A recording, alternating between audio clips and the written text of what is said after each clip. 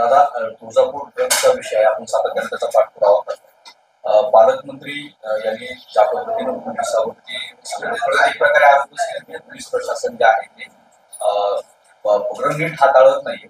आपण मात्र हे प्रकरण पहिल्यापासून या गांभीर्यानं पूर्ण हाताळलं. काय एकूण त्याची वस्तुस्थिती नेमकी काय आहे, आमदार म्हणून आपण त्याला काय इनपुट्स दिले पोलिसांना आणि त्यानुसार कारवाई झाली आहे? मी काल सांगितल्याप्रमाणे इलेक्शनच्या दरम्यान, निवडणुकीच्या दरम्यान एरवीपेक्षा जास्त आपण लोकांना भेटतो.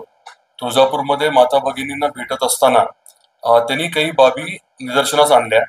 एरवी कदाचित एवढं बोललं जात नाही, परंतु त्यांनी काही गोष्टी सांगितल्या. काही भयावह वास्तव जे आहे या ड्रग्सच्या वापराच्या बद्दल त्यांनी मांडलं होतं. तेव्हा मी त्यांना शब्द दिला होता की हा विषय आपण प्राधान्याने घेऊ. आणि अगदी डिसेंबरपासूनच या बाबतीत अनेकांना मी विनंती केली होती की इनपुट्स पुराव्यानिशी आम्हाला काही माहिती द्या. सहजासहजी काही माहिती मिळाली नाही, परंतु 28 डिसेंबरच्या दरम्यान काही इनपुट्स मला उपलब्ध झाले.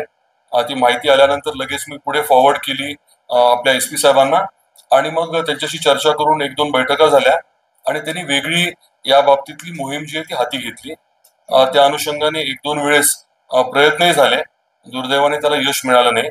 15 फेब्रुवारीला मात्र जो साठा मिळाला, जे लोक पकडले गेले, त्यांच्या आता चौकशीमधनं मुंबई आणि तुळजापूर मधले आणि इतर ठिकाणची बरीचशी माहिती उपलब्ध होतीये.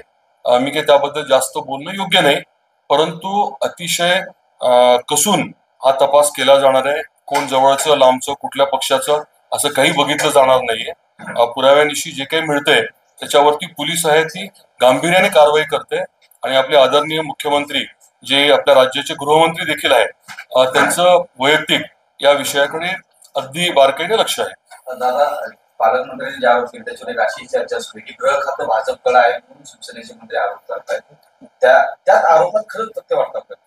मला वाटतं की हा विषय जो आहे तो राजकारणावरती वगैरे नेणं योग्य नाहीये.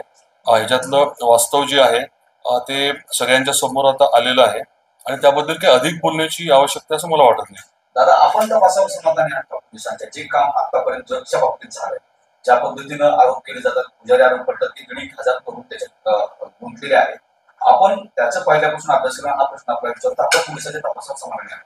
नाही, ह्याच्यात 3 भाग आहेत. एक आहे तो पोलिसाचा तपास. नक्कीच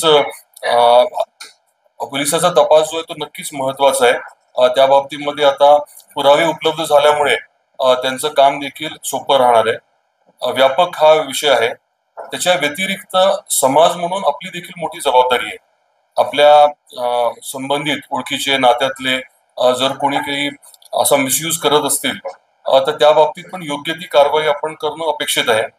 आणि तिसरी बाब म्हणजे जी माहिती आपल्याकडे उपलब्ध होते ती योग्य लोकांपर्यंत पोहोचवणं, जेणेकरून त्याच्यावरती कारवाई होईल.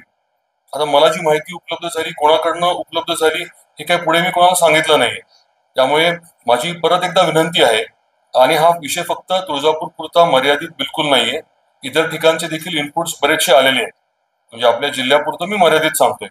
अनेक भागामधनं बऱ्याचशा गोष्टींची माहिती आली आहे. आपण पत्रकार बांधव आहात, आपल्यालाही काही माहिती उपलब्ध झाली तर कृपया आपण ती द्यावी. आपण ती माहिती दिली आहे असं कुठे बाहेर बिलकुल दिलं जाणार नाही, हे पूर्ण जबाबदारीने मी सांगतो. तर हे तिन्ही गोष्टी ज्या आहेत, एकतर इनपुट्स व्यवस्थित मिळणं, दुसरी जी आहे ती पोलीसची कारवाई, आणि तिसरी गोष्ट म्हणजे आपल्या नात्यातले, आपल्या संबंधातले जर कोणी असं काही मिसयूज करत असतील, वापर करत असतील, तर ते थांबण्यासाठी कठोर योग्य कारवाई आपण करणं ही समाज म्हणून, आपली देखील नागरिक म्हणून आपली जबाबदारी आहे.